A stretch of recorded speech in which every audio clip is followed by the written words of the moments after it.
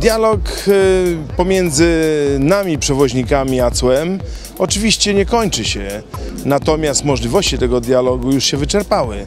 Praktycznie rzecz biorąc, wszystkie rezerwy, które były do zagospodarowania przez administrację celną, chyba zostały zrealizowane.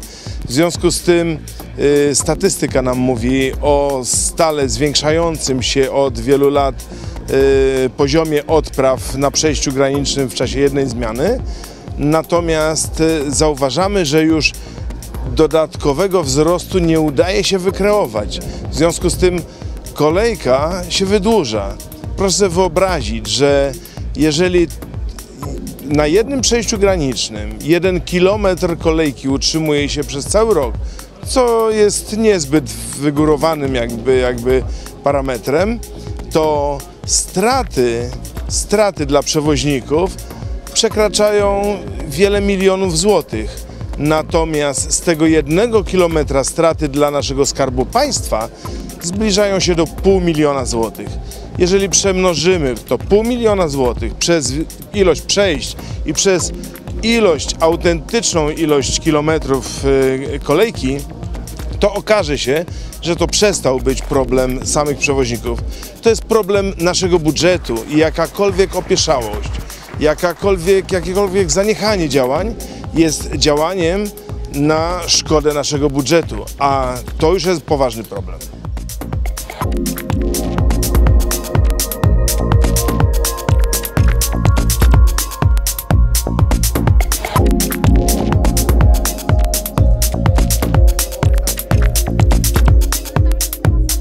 Dzisiaj po raz pierwszy okazuje się, że możemy być partnerami. To, co jako adwersarze mogliśmy wyjaśnić, wyjaśniliśmy. To, co mogliśmy zrealizować, zrealizowaliśmy. Natomiast do gry potrzebni są inni uczestnicy. Ministerstwo Spraw Zagranicznych, bo po drugiej stronie granicy trzeba również rozpocząć taki dialog i rozpocząć działanie. Ministerstwo Infrastruktury i Rozwoju, bo potrzebne są pieniądze na modernizację, bo są potrzebne pieniądze na modernizację dróg i zmianę ich kategorii, żeby przejścia graniczne, które dzisiaj świecą pustkami, mogłyby przyjąć transport ciężarowy, nie mogą tego zadania realizować, ponieważ nie można tam dojechać ze względu na jakieś administracyjne czy nieuzgodnione między właścicielami czy administratorami dróg kwestiami. Chodzi o to, żeby wszystkie wątki, absolutnie wszystkie elementy, które są istotne w tej sprawie, zebrać w całość, przeanalizować je wszystkie kompleksowo, wyciągnąć wnioski i stworzyć program. Jeżeli będziemy już wiedzieli, co, kiedy i jak należy zrobić, to trzeba tylko dopilnować, żeby ten program stał się programem rządowym i żeby był rzeczywiście realizowany.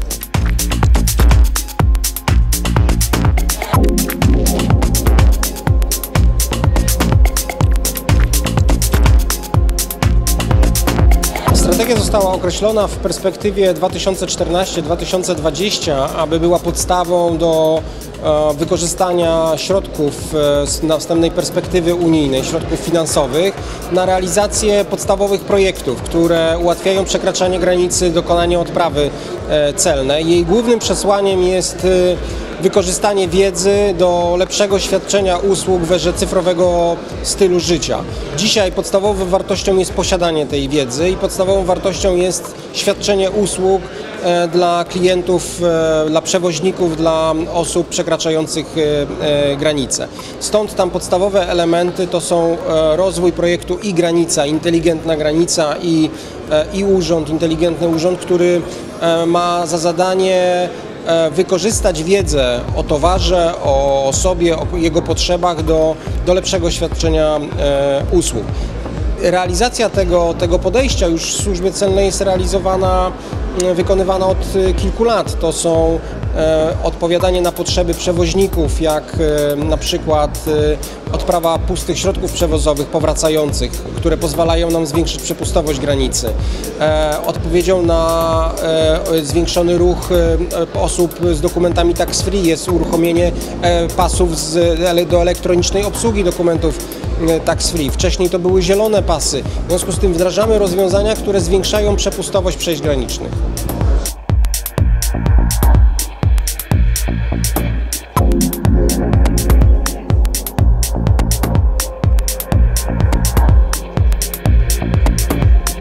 Problemy są natury przepustowości granic ze względu na to, że uważamy, że już służby celne to, co miały wykonać, wykonały.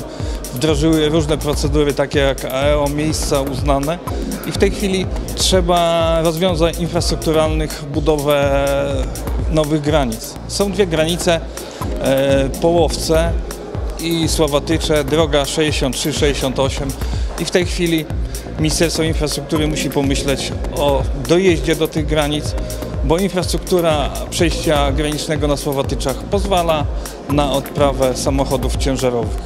Bo jak pamiętamy, na początku roku kolejka sięgała 58 km. To wiemy, jakie to są straty dla przedsiębiorców. My musimy dość szybko, sprawnie zawieźć towar i szybko, sprawnie wrócić.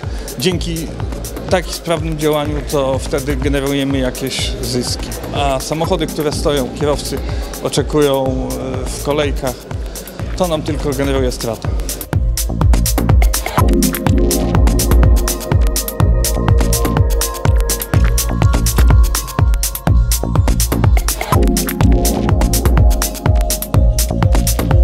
Od chwili stworzenia ustawy o swobodzie działalności gospodarczej w 1989 roku, kiedy to mogliśmy zająć się transportem międzynarodowym,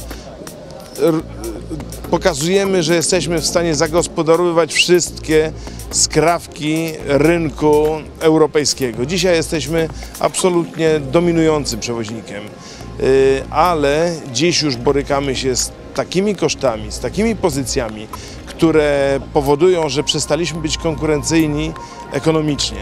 W związku z tym jeszcze mamy szansę pozostać na tym rynku dzięki wysokiemu zaufaniu, dzięki wysokiej sprawności. Natomiast dalszy wzrost kosztów powoduje, że wyeliminowani zostaniemy z tego rynku. A to już jest obawa nie tylko nas i naszej branży, ale rządu, który powinien dostrzec, że nasza branża dostarcza naszemu państwu, naszemu budżetowi naszego państwa ogromnych ilości dewiz, środków ściąganych z zagranicy.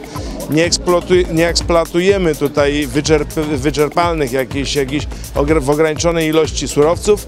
Jedziemy zarabiać za granicę, przywozimy konkretne pieniądze, czyli jesteśmy, powiedzmy, kurą znoszącą złote jajo.